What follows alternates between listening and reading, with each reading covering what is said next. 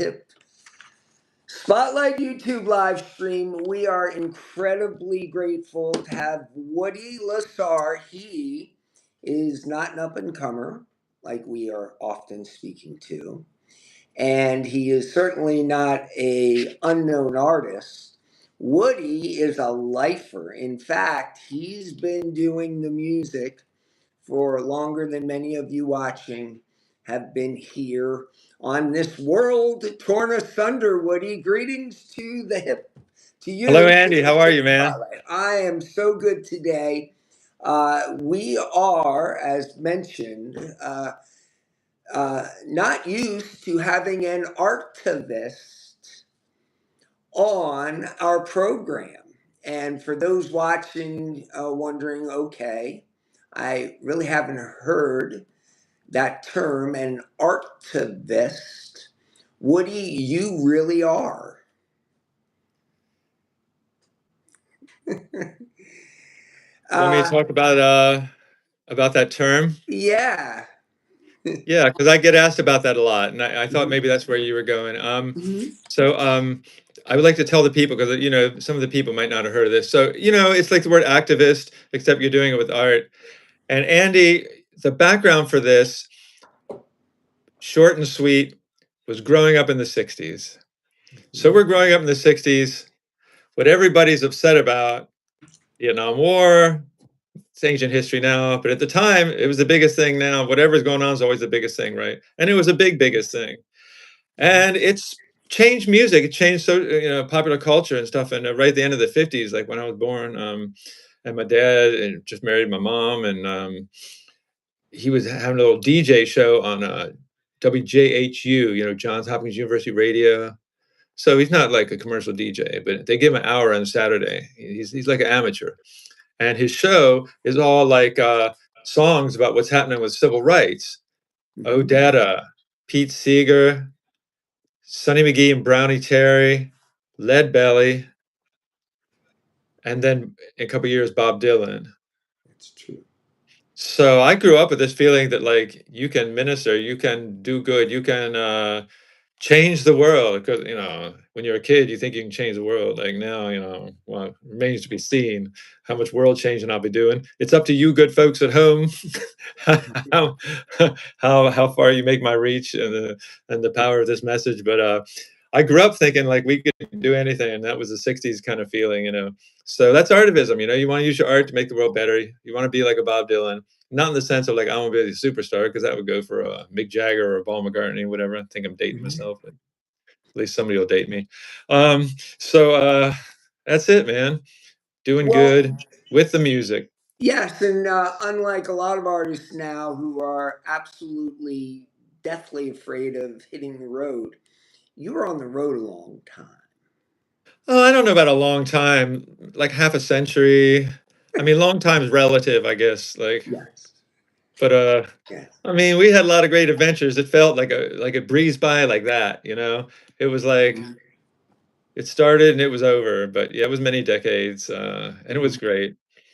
And the height of it was before they raised the drinking age. This president, his name Ronald Reagan, he teamed up with a big social movement called Mothers Against Drunk Driving. It's good impetus. People were getting slaughtered right and left on the roads, it's no question. So between MADD, Mothers Against Drunk Driving, and Ronald Reagan, they made like a national initiative to raise the drinking age. So that like really changed the music business. So, unintended consequences, whatever. Because before that, like we would play for thousands of people a night. And then after that, we played for, hundreds of people a night. So a literal decimation, like 1/10. No, it went from 18 to 21, and I could see how that would hurt venue attendance. Yeah, it wasn't like it was equal. It wasn't like the number of 18-year-olds was equal to the number of 58-year-olds. It was like half the audience was young folks because they weren't in the workforce yet. And the other half was like folks who liked music, or, guys who wanted to see like some young folks, et cetera, et cetera. Most artists don't start writing songs when they're in the single digits. A lot of people don't work with folks like Hank Levy. A lot of people don't start playing venues well into their 20s. And yet you were doing all these things as a youngin'. Yeah, songwriting was always like somehow something I knew I wanted to do. Maybe it's because we grew up with the Beatle model and the Bob Dylan model. It's like generation before me, and probably every generation before that. It was like there was the singer model and there's the songwriter model. They were different. So even Frank Sinatra, you know, and the great singers, Tony Bennett, they were still in the separated model. And those were great songs because you had professional songwriters writing them to professional singers. They weren't trying to be both jobs, whatever. And it is what it is. But the Beatles came along. They did a good job at songwriting and a good job at singing. I mean, they have a couple of stupid songs, but they have like also an unbelievable catalog of fantastic songs, and they changed it for everybody Mhm. because of their success. So after that, you know, people are doing both. And then Bob Dylan, obviously, you know, he changes the model to be like a poet, you know, with his guitar. So I guess it was just sort of obvious I should be writing songs. So we started writing. We had a band like in third, fourth grade. I guess fourth grade probably. We wrote a song. Then we wrote another song. I wrote a song based on Lord of the Rings because I was obsessed with the Lord of the Rings. I read it like multiple times. My mother read it to me when I was too young to read. And then me and my buddies, we had a band in the fourth grade, starting with the fourth grade, called the Fourth Cranberry Light grade. Switch. Fourth grade, Like, you're 10. yeah, no, no, no, that's fifth grade. We're nine.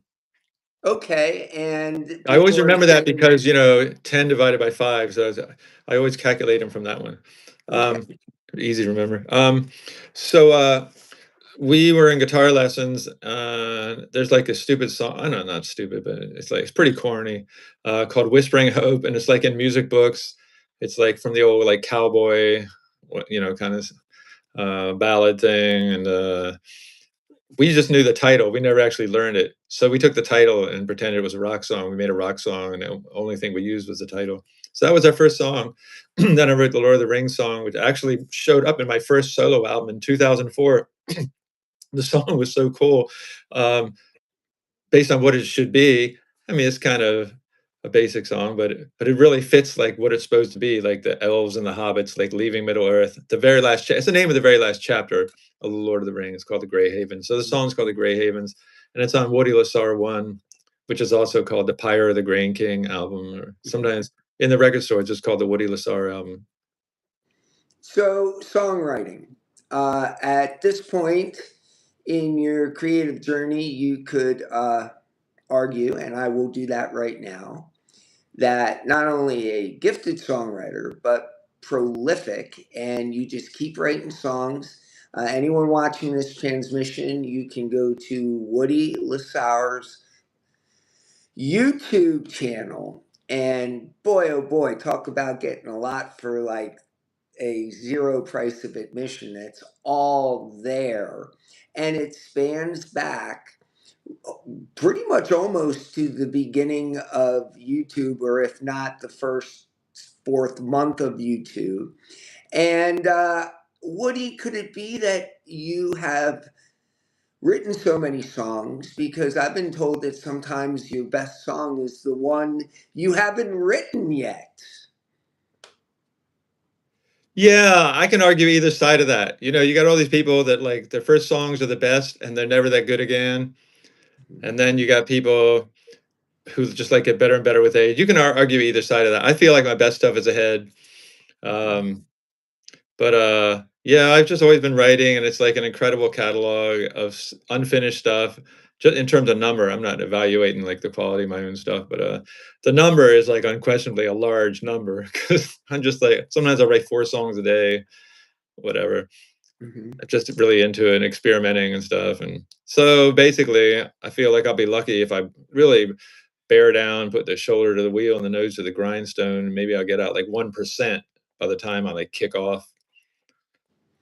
Well, I think there's more sand in the bottom of the hourglass now, Woody, than there is in the top. Yes, yes, yes. My hourglass doth descend. This cannot be denied. But So, I'm going to carry it on to the end. You know, we'll see what happens. I think we all have to. We, have really no choice there. And I guess with songwriting, being we have a lot of songwriting folks watching right now, uh, Cool. it's some people are very adverse to this. Either you write the song and it's the song. Are some of these songs taken from things you have put in the Woody Lissauer locker and then you pull them back out? Oh yeah, yeah. There's all three. There's songs that I wrote a while ago and never finished. There's songs where I started with the music and then made words. And there's songs where I had a word idea and then I made music.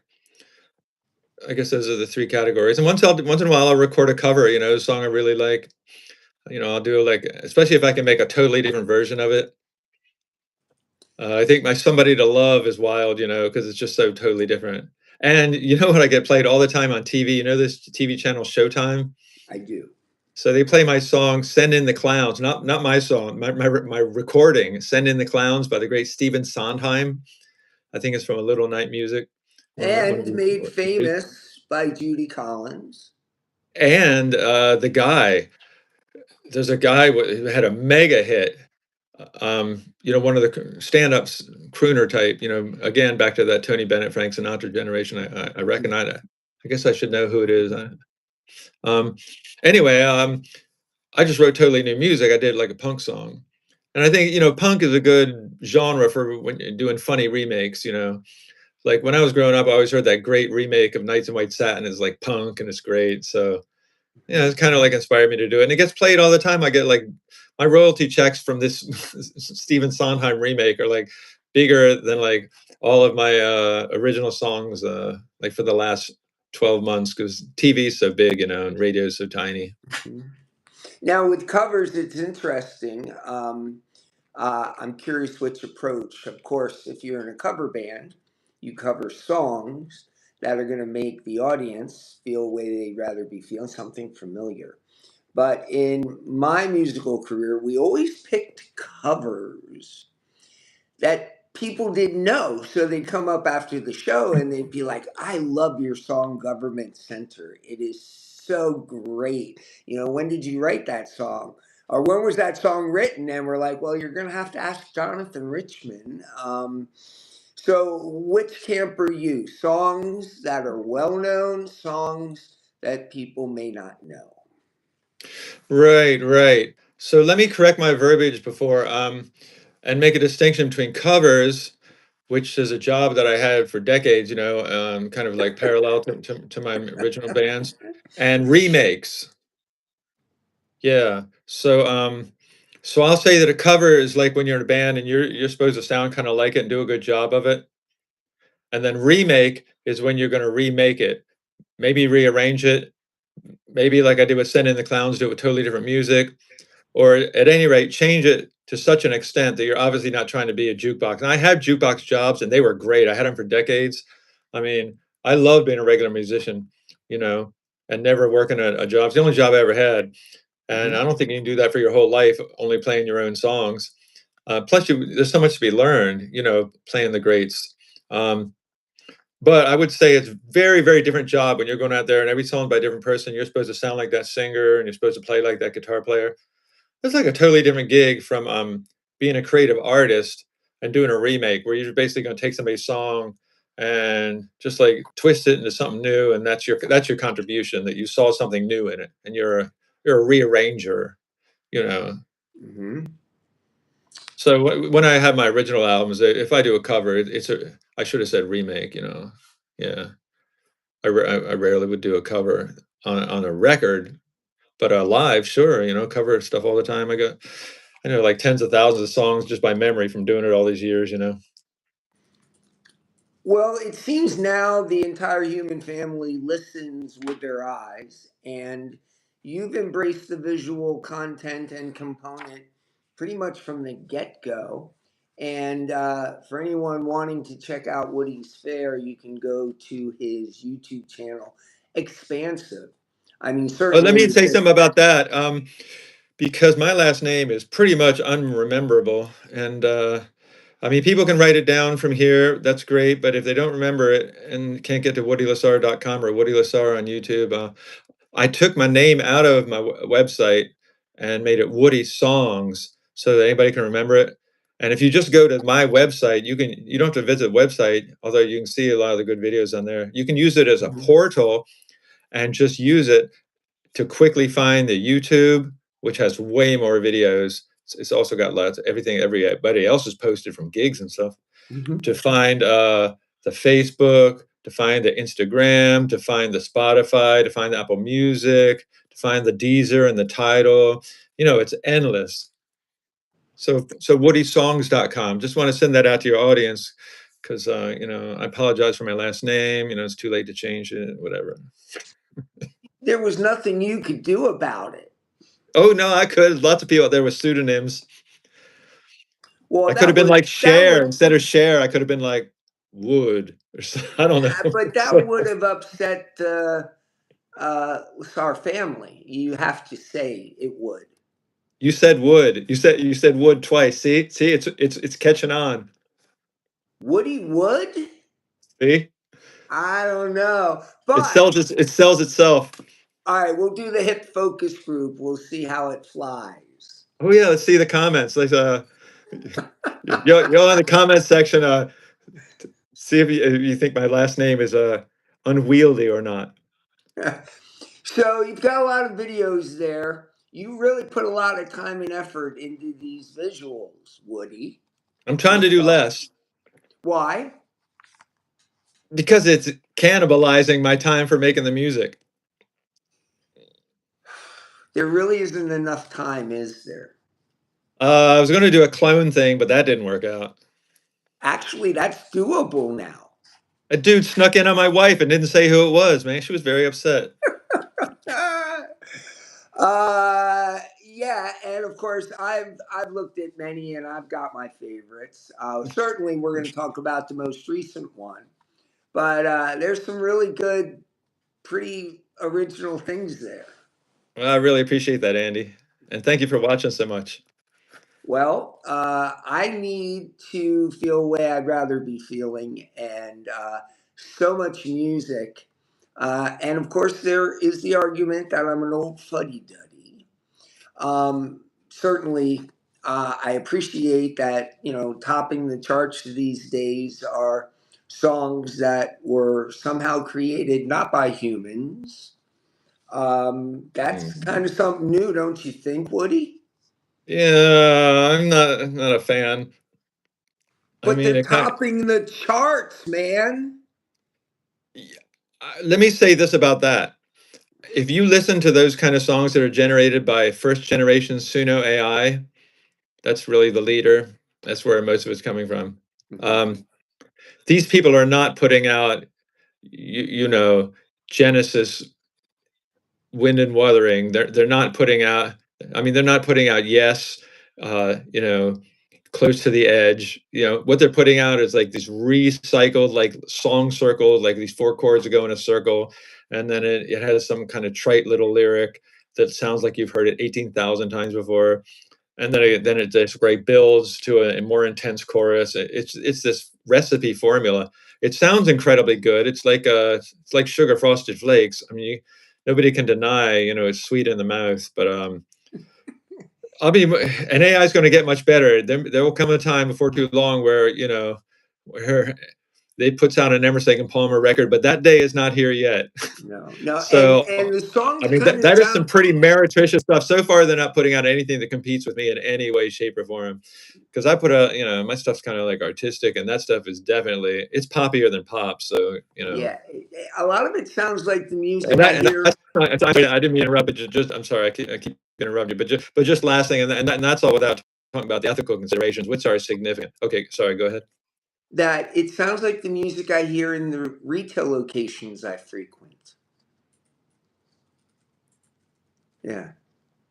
Yeah, pop, predictable pop. Yeah, I would totally agree with that. All right, so it's been said. Some of that might be AI.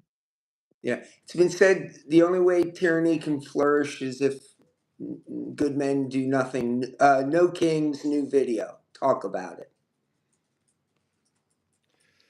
Well, the music of the video, the overall Both. project. Yes. Okay, so No King starts in June of 2024. There's a Supreme Court ruling that says Donald Trump, well, actually, it doesn't mention him, of course. It says the President of the United States is beyond prosecution for any and all acts uh, engaged upon during his term in office, which are related to the duties of the office. And then it makes no attempt to narrow its ruling in any way. Sort of like leaves it as broad as humanly possible. Normal Supreme Court rulings will have some sort of narrowing, which is sort of like the sweet spot of their labors, is that there's lengthy parsings out of what is in and what is out. And they just sort of like left this thing as open as like a sort of a blank immunity check, except that it, technically it didn't cover stuff out of office, but it was pretty much like giving kingly powers to the American president, sorry, United States president. So I took exception to that, and I wrote all this. This is like a year before No Kings gets going. No Kings gets going in what? Oh, this was July 2024. No Kings gets going in June 2025 with the massive rally, and then a series of huge rallies in October. The first, I believe, of 2025. So it's a year before anybody's saying No Kings. And I think, I've always been a student of history. I'm like, oh, I thought of this brilliant thing. It's going to be my great song. It's going to be the song. And, I'm such a perfectionist. It takes me forever to get a song out. Like by the time I get the song like halfway produced, everybody on Facebook is saying No Kings, No Kings, No Kings. So like now my great idea, like I can't call my album No Kings. I'll be lucky if I can call the song No Kings, because everybody's saying No Kings. But nevertheless, the idea is it's weighty, so the idea is still there. In fact, it's kind of great that everybody's saying it. I just take it off the name of the album, but I keep it the name of the song, produce the song, finally get it done and release in 2026, because I was still working on the Hat Rabbit and Other Tricks all this time, which is really was the greatest album I'd ever made up until this point. So I didn't really want to work on that. That's the other thing it took so long was I really had to finish the Hat Rabbit before, which I really encourage people to listen to. It's sort of got glossed over because I put this political album out like 3 months after the Hat Rabbit. So Echo and Ash is the political album that was formerly called No Kings. And the Hat Rabbit and Other Tricks is from the end of 2025. So I write the song. It feels really great. So I go a step farther. I'm like, well, this is supposed to be a momentous moment, as they say. Let's get the community involved. I see all these people on social media who are my peers, and some of them I've grown up with, who were stars when I was just entering into the business. I get one of them to sing, Gordon Michaels. Get this drummer from Tina Turner and Elton John, fantastic drummer from over in the London, United Kingdom, and Rosalie Wampler, a great patriot and a famous musician here in Baltimore. Joseph Spattarella, great Baltimore songwriter, and now living down in Asheville, North Carolina. On and on, just get everybody I can involved that I can in a short time. I could have got a lot more people, but we made a compromise. We got everybody we could to get in quick, and we got some amazing people, and we made them into the choir. So you hear that, and it was just awesome putting that into it, and we produced it and made it sound real good. And I guess at that point in the story, I would switch over to the video, because I know you want to hear about the video. So I can just tell you that I worked on it fast, but good. I wanted the quality to be ultra high, so I just kind of worked on it around the clock. It's still like a couple months to produce it, and had the king theme. Focused on the visual image of a crown and found all these different ways to represent a crown. I think it is beautiful in that way. I hope people take a look at it. And it takes you on a journey too. It starts off with like the wrecking ball smashing into the Capitol building, and then as the wall collapses, you see a portrait of a would-be dictator who shall remain nameless. And so then you descend down into the bowels of the building, and you break through into this netherworld of fantasy. And then from then on, you're in this like shifting sand of visual meaning, right up to the end. Yeah, I encourage people to look at it. Leave a comment. Unless you hate it, then like don't leave a comment. Just Well, kidding. We want to hear all opinion. We want to hear all I opinions. I encourage people to absolutely go. It's Woody songs, everyone remember, and they are Woody songs, and there are plenty of them. And we've already learned that there are going to be more Woody songs coming. And And let me get on that spelling real quick for our folks, for the good folks listening at home. Let me get on that spelling real quick because there are so many different ways to represent that, and any one that's not exactly what I have will just put you into a giant rabbit hole of Woody Guthrie. So here we go. Woodysongs. So only one S and no apostrophe. Woodysongs.com. Please check it out. Send me a message. You like what you hear? Write to me. I'll send you some free stuff. we love the plugs. Now, before we wrap up here, I want to have Oh you. no, this is real hair. No Okay, plugs. we Yeah, no actually plugs. This is my actual hair. right, and I will not take off my United States Marine Corps utility cap because, uh, Again, no plugs. yes. What is your motivation supposed to be, Woody, when you write a song? Obviously, for you, you want to change the world for the better, but in an overall 35,000-foot view. Yeah, because they're not all artists. So Andy, I think that the place I really come from as a songwriter is being original. We were talking before about what's on pop, what's on AI music. We talked about, but there was sort of the implication that that's what modern pop is. This very predictable, very uncreative four chords. That really sounds like something you've heard before. Everything sounds like something you've heard before. So my whole career, even like those 25 years with Cubic Feet and stuff, the emphasis has always been trying to find chord melody structures that haven't been done before. It's that simple. Trying to find stuff that's musical, not trying to be avant-garde, because I think it's easy to sound weird if you just go all the way out in the experimental area, but trying to find stuff that's intensely musical and yet hadn't been done yet. It's tricky, but that's my career. Well, for those cubic feet, I've known your good buddy Mark Davidson for a long time, and I literally a long time, Woody, and uh, he is an OG of hip, and we're very grateful. He's always keeping the songs coming, quite like you. But that music y'all made back in the '90s, and especially, it was real good stuff. Well, I really appreciate that. Yeah, I think it holds up, and we had a lot of great people working with us. Hmm. We had the Weather Girls sing the background vocals. I mean, you still hear them every time there's a Yankee game at Yankee Stadium. True. You hear their "It's Raining Men."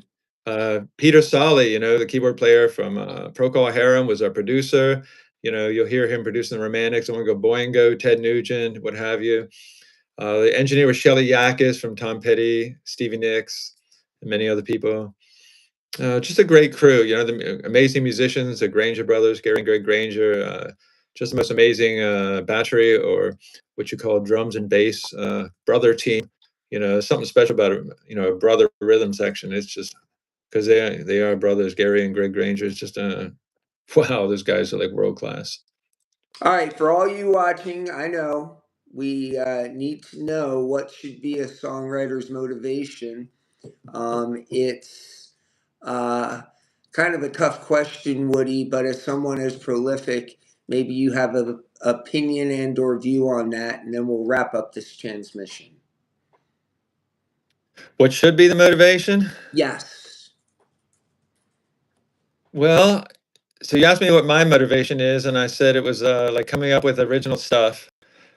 And I guess that's a contribution to the world, because I mean the world doesn't need any more like songs that are just like you know, a different song, like a song that's already out there with new words.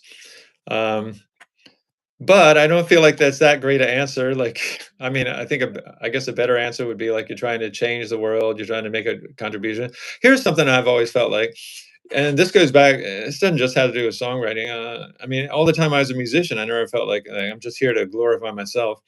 Um, I did always feel like you know, there's a ministerial element. You know, you're there to like help people. You know, even if you're just making them feel good at the end of the day, even if you're just giving them some entertainment, even if you just make them feel good.